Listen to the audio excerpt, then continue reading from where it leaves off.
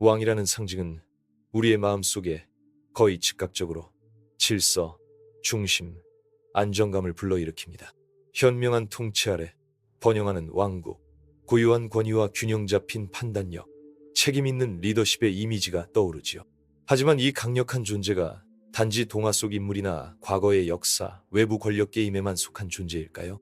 만약 이왕 또는 여왕이 실제로는 우리 내면 깊숙이 존재하는 강력한 상징이며 침착한 권위, 균형 잡힌 판단력, 명확한 목적의식과 연결된 상태로 삶을 살아갈 수 있게 해주는 심리적 자원의 표상이라면 어떨까요? 정신과 의사이자 분석 심리학의 창시자인 칼융은 바로 이러한 아르케타입 원형들의 현실성과 중요성에 주목했습니다. 왕, 여왕, 영웅, 현자, 연인, 전사와 같은 원형들은 단지 상상 속 인물이 아니라 인류 공동의 무의식에 뿌리박은 심리적 구조이며 우리 삶 속에서 방향성과 의미, 활력을 공급하는 에너지의 근원이라고 그는 보았습니다. 우리가 지금부터 살펴보려는 왕의 심리는 외적인 지배력이나 타인 위에 군림하는 힘에 대한 이야기가 아닙니다. 오히려 자기 내면에서 질서를 세우고 중심을 잡고 삶을 통찰력 있게 이끌어갈 수 있는 내적 권위와 성숙한 힘에 대한 탐색입니다. 이번 대화에서는 우리 안에 잠재된 이 왕의 원형을 보다 깊이 이해하고자 합니다. 이 원형이 가진 밝고 창조적인 측면, 혼돈 속에서 질서를 창출하고 풍요와 생명을 일구며 정의롭고 단단한 결정을 내리고 더 큰 목적과 연결되는 능력을 먼저 살펴볼 것입니다. 하지만 융 심리학이 강조하듯 우리는 또한 이 원형의 그림자에도 눈을 돌려야 합니다. 왕의 그림자는 폭군적 태도나 권력 남용으로 드러날 수도 있고 반대로 책임을 회피하고 무기력하게 권좌를 버리는 모습으로 나타날 수도 있습니다. 이 양극단을 인식하고 통합해 나가는 과정 속에서 비로소 우리는 자기 삶에 대한 진정한 주권을 회복할 수 있게 됩니다. 당신 안에 내면의 왕좌를 탐험할 준비가 되셨나요? 지금부터 그 여정을 함께 시작해 봅시다. 왕의 심리를 이해하기 위해 우리는 먼저 칼융이 말한 아르케타입 원형에 대한 개념을 간략히 되짚을 필요가 있습니다. 아르케타입은 특정한 이미지나 인물이 아니라 인간이라면 누구나 공통으로 지닌 집단 무의식의 일부로서 보편적이고 선천적인 지각, 감정, 행동의 패턴을 의미합니다. 이는 인류의 심리적 유산으로 어머니, 영웅, 그림자, 현자 등과 같은 삶의 근본적인 경험을 담고 있는 심상이며 당연히 왕 또는 여왕의 원형도 여기에 포함됩니다. 아르케타입은 우리의 경험을 형성하고 삶 속에서 끊임없이 그 표현을 추구합니다. 이러한 원형들의 별자리 속에서 왕 혹은 여왕은 중심적인 자리를 차지합니다. 이는 우리 내면에서 중심을 잡고 의식적으로 질서를 세우는 능력, 즉 자아의 다양한 측면들을 조화롭게 통합할 수 있도록 하는 축으로서의 역할을 수행합니다.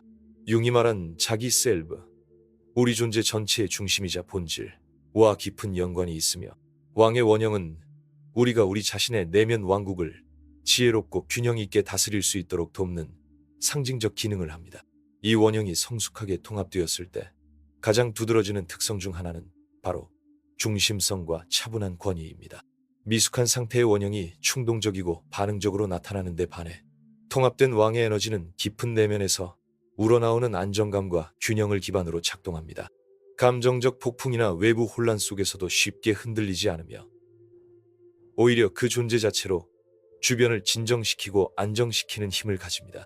이 권위는 억압이나 외적 권력에서 비롯된 것이 아니라 중심을 잡은 진정성과 온전함에서 나옵니다. 왕의 또 다른 핵심적인 기능은 질서와 구조를 세우는 능력입니다.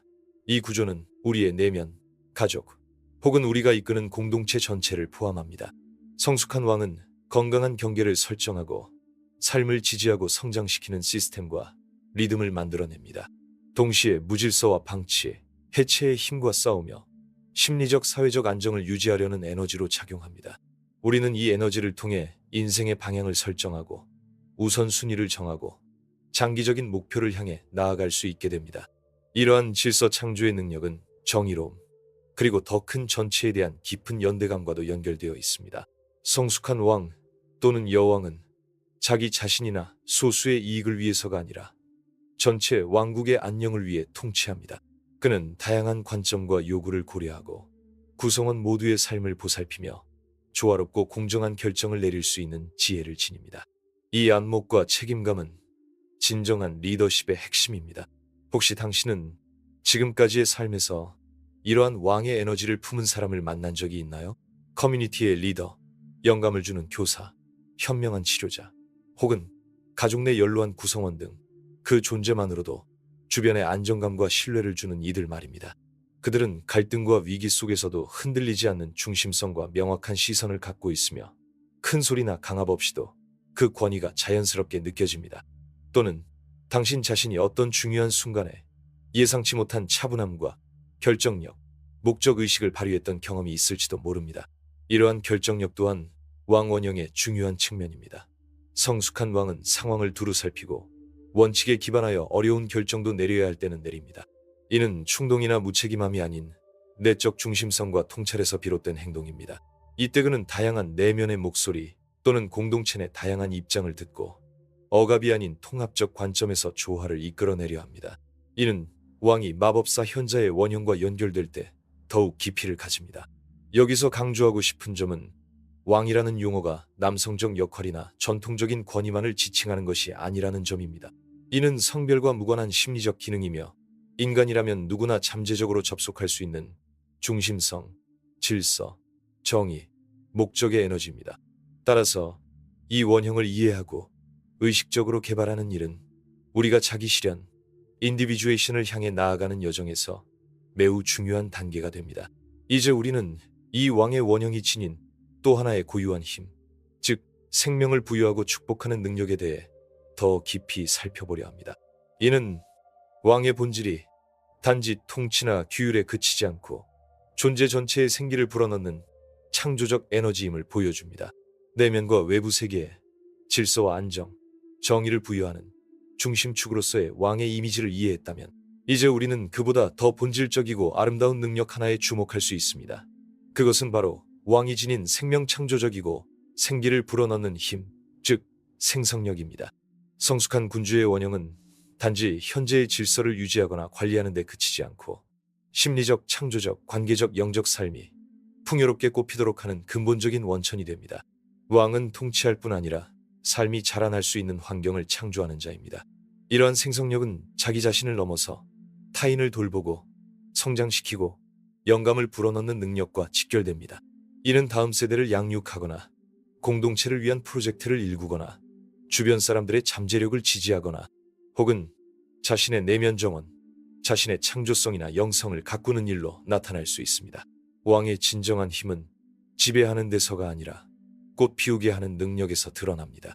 이 생성성과 깊은 관련이 있는 상징적 개념이 바로 왕의 축복 블레싱입니다. 고대의 신화와 상징에서 성숙하고 정의로운 왕은 그의 눈길, 인정의 말, 진심 어린 지지가 마치 마법처럼 그 대상에게 생명력을 불어넣고 그 존재의 가치를 확인해주며 성장할 수 있는 내적 허용과 에너지를 부여합니다.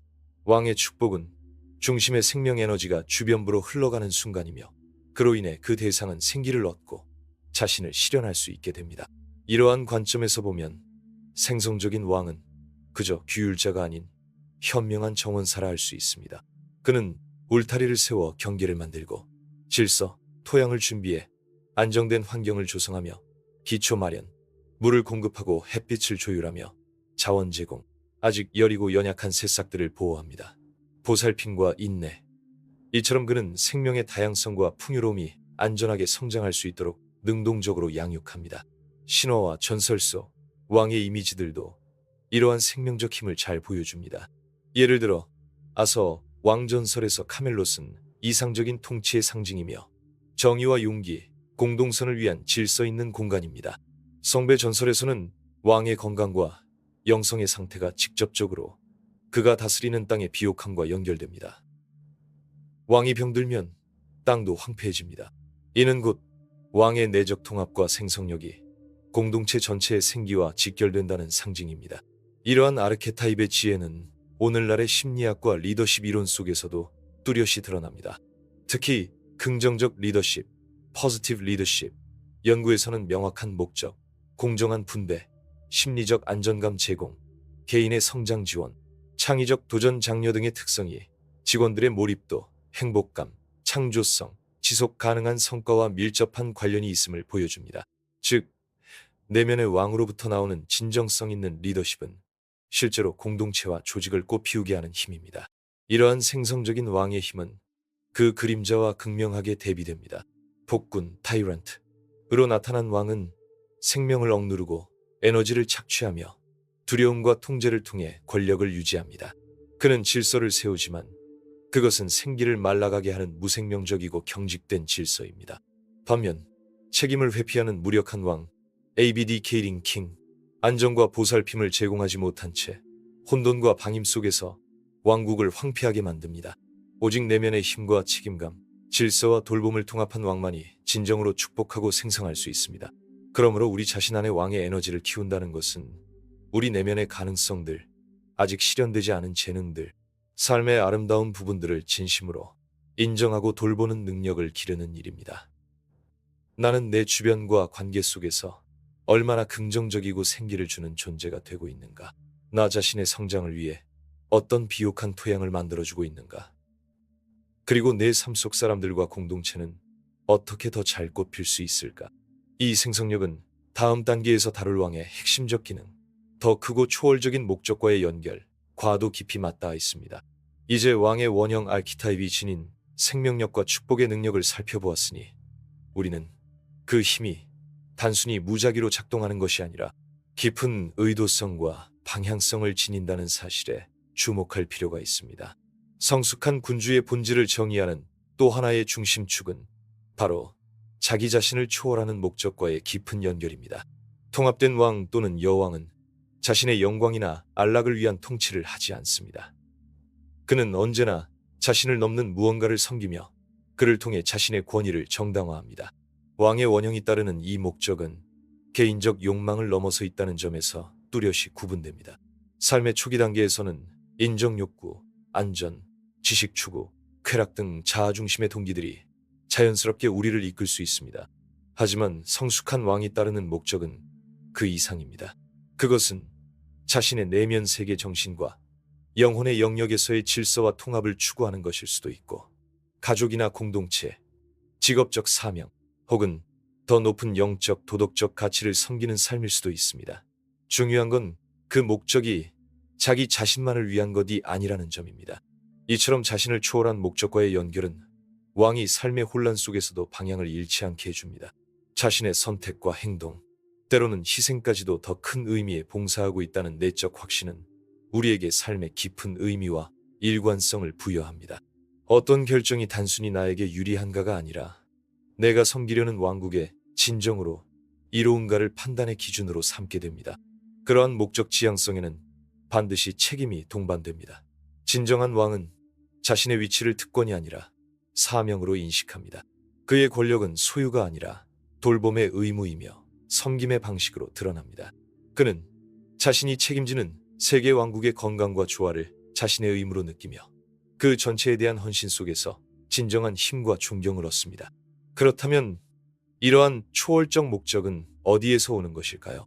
융 심리학에서 그것은 단순히 자아가 만든 개념이 아니라 우리 내면 깊은 곳에 있는 자기, 셀프로부터 비롯된다고 봅니다.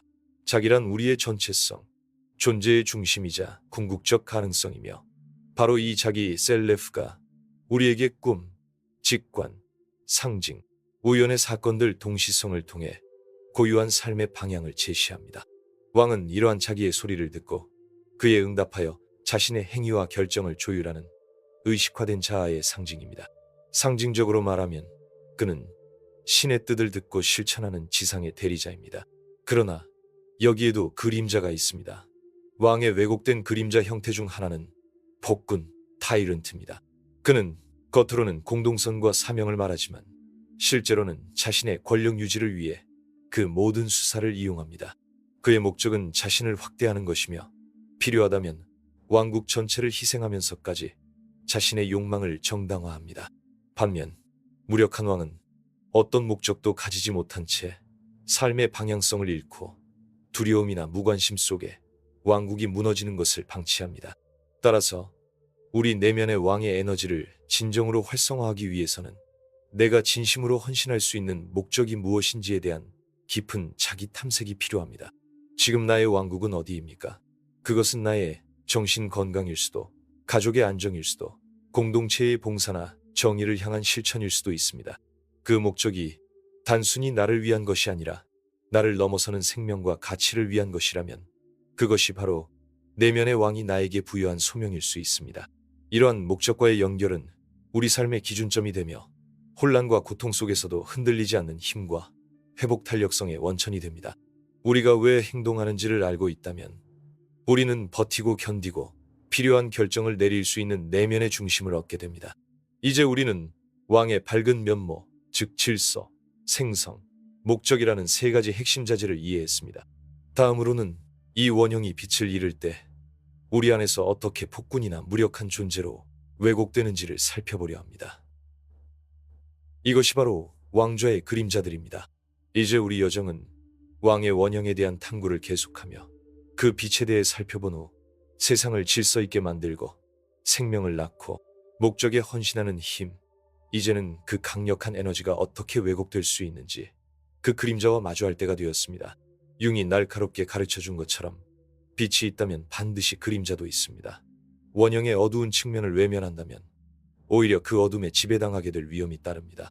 왕의 첫 번째 큰 그림자는 힘이 책임과 섬김에서 떨어져 나가 두려움이나 자아의 팽창과 결합할 때 드러나는 존재, 바로 폭군입니다. 폭군 왕은 왕의 에너지가 결여된 상태가 아닙니다. 오히려 그 에너지에 사로잡혀 있지만 완전히 왜곡되고 자기 중심적으로 작용합니다. 그는 권력과 왕권의 외적인 상징에 집착하며 성숙한 왕의 본질 정의, 창조성, 자기와의 연결, 그리고 공동체에 대한 헌신적 섬김과는 단절되어 있습니다. 폭군에게 있어 권력은 더 이상 생명을 돌보는 도구가 아니라 자기 안전을 보장하고 자신의 위대함을 만족시키며 깊은 불안을 억누르기 위한 수단이 되어버립니다. 그렇다면 우리는 이 폭군적 그림자가 드러나는 순간을 어떻게 알아챌 수 있을까요? 주로 나타나는 모습은 모든 것과 모든 사람을 완전히 통제하려는 강박적인 욕망입니다. 폭군은 자율성이나 반대, 비판에 대해 병적으로 참지 못하며 자신의 권위에 대한 어떤 질문도 존재에 대한 위협으로 받아들입니다. 그의 규칙은 엄격하며 종종 자의적이고 일관성도 없습니다. 실제든 상상이든 그 어떤 위반에 대해서도 처벌은 과도하고 잔혹해지기 쉽습니다. 그는 맹목적인 충성과 무조건적인 복종을 요구하며 존중이 아닌 공포로 지배합니다. 이처럼 절대적인 힘과 철저한 통제를 보여주는 외면 뒤에는 아이러니하게도 깊고 종종 무의식적인 두려움이 숨어 있습니다. 그는 내면의 혼란을 외부로 투사하며 그 혼돈을 통제하지 않으면 안 될 것 같은 공포에 사로잡혀 있습니다. 통제를 잃는 것이 마치 자신을 잃는 것처럼 느껴지고 자신 안의 연약함이나 불완전함을 견딜 수 없어 그것을 남과 자신에게서 억누르려 합니다. 외부 세계를 과도하게 통제하려는 시도는 내면의 공포를 막기 위한 절박하고 비건강한 대응입니다. 이 과정은 자아가 위협을 느끼며 전능함과 동일시되는 심리적 팽창 상태와 밀접하게 연관되어 있습니다. 폭군의 통치는 그 대상이 국가이든 기업이든 가족이든 개인의 내면이든 결국 파괴적인 결과를 가져옵니다. 공포, 불신, 원망이 지배하는 독성 환경이 조성되고 창의성과 자발성, 개인의 주체성은 억눌리게 됩니다. 왜냐하면 폭군이 정한 기준에서 벗어나는 모든 시도는 위험하기 때문입니다. 진실된 소통은 두려움 속에 침묵하거나 아첨으로 대체되고 왕국의 자원, 감정적, 지적, 물질적 자원 모두는 폭군의 욕구를 충족시키기 위해 소모됩니다. 이는 결국 탈진과 무기력, 반항, 명시적이든 암묵적이든 그리고 전체 시스템의 정체와 붕괴로 이어집니다. 불행히도 역사는 폭군왕의 그림자를 그대로 구현한 수많은 정치 지도자들의 비극적인 사례로 가득합니다. 하지만 이 어두운 역동성은 더 일상적이고 가까운 관계 안에서도 나타납니다. 예를 들어 팀의 모든 일을 일일이 간섭하며 구성원의 자율성을 갉아먹는 상사, 죄책감, 끊임없는 비판, 위협을 통해 자신의 뜻을 강요하며 자녀의 개성을 억제하는 부모, 상대방의 재정, 인간관계, 심지어 생각까지 통제하려 하는 연인, 이 모두는 동일한 왜곡된 원형 에너지의 표현입니다.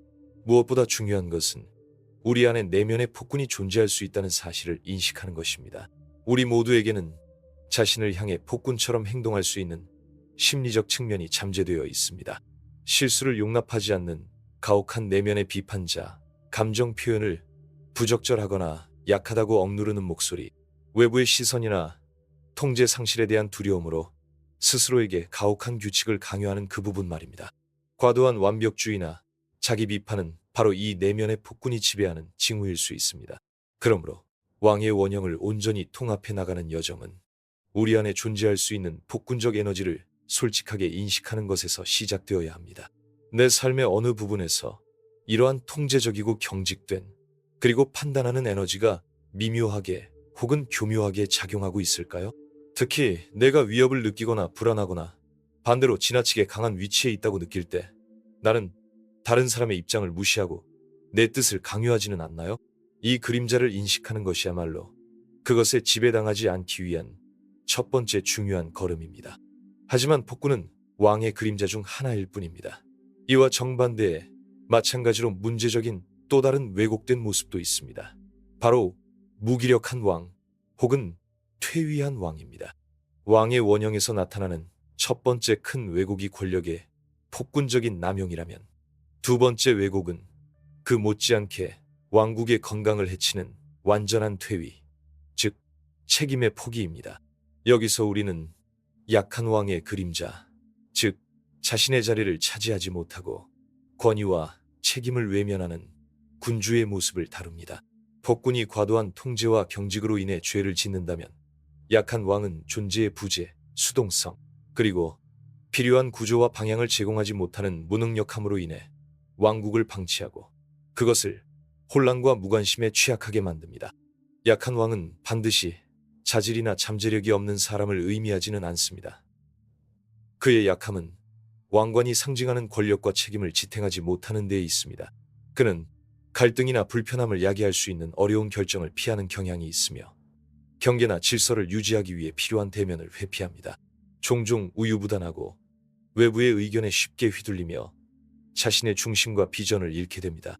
그의 에너지는 대부분 수동적이고 반응적이며 무기력함과 피해의식이 섞인 말투로 상황을 설명하는 경우가 많습니다. 이러한 권위의 포기는 구체적인 행동으로 드러납니다. 예를 들어 왕국의 안녕에 중요한 결정이나 과제를 계속 미루는 만성적인 미루기 습관, 외부의 요구나 내부의 파괴적 충동에 대해 아니오라고 말하지 못하거나 명확하고 일관된 경계를 설정하는 데 어려움을 겪는 모습, 책임을 과도하거나 부적절하게 위임하거나 문제에 직면했을 때 손을 떼는 경향. 이러한 과도한 허용은 겉으로는 너그러움처럼 보일 수 있지만 실상은 무질서와 비효율, 혼란이 자리 잡고 자라게 만드는 토양이 됩니다. 그렇다면 이러한 약함, 즉 왕좌에 오르지 못하는 무능력함의 심리적 뿌리는 무엇일까요? 대부분의 경우 그 근원에는 두려움이 자리하고 있습니다. 실수에 대한 두려움, 타인의 판단에 대한 두려움, 갈등과 거절에 대한 두려움, 결정의 결과에 책임져야 한다는 부담감, 그리고 더 깊이 들어가 보면 왕으로서의 요구에 부응하지 못할 것이라는 근원적인 무능감도 숨어 있습니다. 이는 자신의 내면에 있는 권위의 원천, 즉 안정된 자기 셀프와의 단절일 수 있고 혹은 아직도 유아적 의존의 패턴 속에 머물러 있거나 어른이 되는 책임을 거부하는 영원한 소년, 퓨얼 에이 이터너스, 퓨엘라 에이 이터나의 역동 안에 갇혀 있을 수도 있습니다. 폭군의 통치가 억압과 착취로 왕국을 무너뜨린다면 약한 왕의 통치 혹은 통치의 부재는 방임과 붕괴를 초래합니다. 구조를 세우고 방향을 제시하며 경계를 지키는 역할을 수행하지 못할 때 내적 또는 외적 혼란이 잡초처럼 자라 왕국을 잠식합니다. 왕국은 중심을 잃고 명확한 방향성을 상실하며 생기를 잃게 됩니다. 일관된 경계가 없는 환경은 불안과 불확실성을 불러오고 질서와 명료함 속에서 성장하고자 하는 이들에게는 좌절과 원망을 안겨줍니다. 결국 이 시스템은 돌봄과 리더십의 부재로 인해 점차 쇠퇴하게 됩니다. 역사와 문학 속에서도 이러한 약한 왕의 모습을 쉽게 찾을 수 있습니다. 결정하지 못하고 책임을 회피하며 수동적으로 왕국을 방치하다 쇠락을 맞이한 지도자들 말입니다. 우리의 일상에서도 이런 모습은 낯설지 않습니다. 예컨대 갈등을 피하려고 팀 내의 갈등을 중지하지 못하고 불편한 결정을 미루며 조직 문화를 독성으로 만드는 관리자, 자녀에게 명확한 규칙이나 경계를 제시하지 못해 결국 아이들이 불안하거나 오히려 요구가 지나치게 강해지는 부모, 혹은 자신의 커리어, 건강, 관계에 있어 중요한 결정을 계속해서 미루며 자신의 내면 왕국이 정체되고 방향을 잃게 만드는 사람. 이 모두는 약한 왕의 그림자가 작용하는 모습입니다. 이러한 약한 왕도 우리 내면에서 강력하게 작용할 수 있습니다. 인생의 요구들에 늘 지쳐있고 모든 것을 내려놓고 싶어지는 그 마음. 난 해낼 수 없어. 실패하는 이 차라리 시도하지 않는 게 나아. 이 책임은 너무 무거워라고 속삭이는 내면의 목소리. 중요한 일을 미루고 상황을 명확히 하기 위한 대화를 피하고 갈등이나 외로움이 두려워 관계 속에서 자신의 경계나 가치를 쉽게 양보하거나 자신의 판단과 결정을 끊임없이 의심하는 모습. 이 모두는 우리가 자기 삶의 주권을 회피하는 방식입니다. 그러므로 우리 안의 약한 왕, 즉 퇴위와 수동성, 회피의 경향을 인식하는 것은 내면의 폭군을 알아차리는 것만큼이나 중요한 과정입니다. 내 삶의 어떤 영역에서 나는 무력감을 느끼고 책임을 회피하려 하고 있는가? 어떤 두려움이 나를 마비시키고 필요한 결정을 내리거나 적절한 경계를 세우지 못하게 만들고 있는가? 내 수동성이 지금 내 왕국 내면이든 외적 삶이든에 혼란이나 방임을 허용하고 있지는 않은가? 이 수동적인 그림자를 인식하는 것은 내면의 힘을 회복하고 보다 균형 있고 용기 있는 방식으로 내 삶을 이끌어 나가기 위한 출발점이 됩니다. 이제 우리는 왕의 두 가지 큰 그림자, 즉 폭군과 약한 왕에 대해 충분히 살펴보았습니다. 이제는 건강한 방식으로 이 원형을 통합해 나가는 길을 생각해 볼 수 있겠습니다. 우리가 왕의 심리학을 따라 걸어온 이 여정은 그 찬란한 가능성의 정상에서부터 왜곡된 그림자의 심연까지를 아우르는 여정이었습니다. 우리는 왕을 질서를 세우는 중심이자 평온하고 공정한 권위의 상징으로 생명을 꽃피우는 창조적 힘이자 자아를 넘어선 목적과의 깊은 연결로 이해해 보았습니다. 동시에 우리는 그 어두운 모습들과도 마주했습니다. 권력을 억압과 통제로 타락시키는 폭군, 책임을 회피하고 왕국을 무너뜨리는 약한 왕. 이처럼 빛과 그림자를 모두 포괄하는 이 복합적인 원형을 이해하는 일은 우리 자신의 성숙을 향한 여정에 있어 핵심적인 부분입니다. 명확해지는 점은 이것입니다. 우리 내면의 긍정적인 왕의 에너지에 접근하는 것은 자연스럽게 주어지는 상태가 아니라 끊임없는 심리적 노력과 자각이 필요한 과정이라는 것입니다. 우리의 내면의 왕좌는 쉽게 탈취될 수 있습니다. 자아가 팽창하면 폭군이 되고 두려움에 휩싸이면 퇴위한 왕으로 물러섭니다. 절대 권력의 오만과 무력감의 마비 사이에서 균형을 잡는 일은 어쩌면 성인으로 살아가는 데 있어 가장 큰 도전일지도 모릅니다. 진정으로 통합된 왕에서 나오는 내적 권위는 바로 이 균형을 지키는 힘, 책임감과 겸손을 지닌 권력의 행사에서 비롯됩니다. 비록 우리는 이 여정에서 왕을 어떻게 통합할 수 있는지에 대해 구체적으로 다루지는 않았지만 방향은 분명히 드러났습니다. 그 길은 언제나 자기 인식을 통해 열립니다. 내 안에 숨어있는 폭군적 경향, 나는 어디에서 과도하게 통제하고 비판하고 경직되어 있는가? 그리고 퇴위한 왕의 모습, 나는 어디에서 회피하고 미루며 물러나고 있는가? 이 질문들을 통해 그림자를 의식의 빛으로 불러올 때 우리는 달라진 선택을 할 수 있습니다. 성숙한 왕이 가진 자질을 의식적으로 길러갈 수 있습니다. 중심 잡힌 평온함, 정의와 목적을 기준으로 한 숙고된 결정, 내면의 왕국과 주변 세계를 돌보는 창조적 관심, 자기 삶의 주권을 책임지고 행사하는 것, 그것은 깊은 개인적 책임의 행위입니다. 그러므로 이 왕의 심리학에 대한 성찰이 우리 각자에게 하나의 초대가 되기를 바랍니다. 이 원형적 에너지가 우리 삶 속에서 어떤 방식으로 작용하고 있는지를 더 깊이 관찰해보는 계기, 그 장엄함과 함께 존재하는 함정들까지도 인식하는 용기.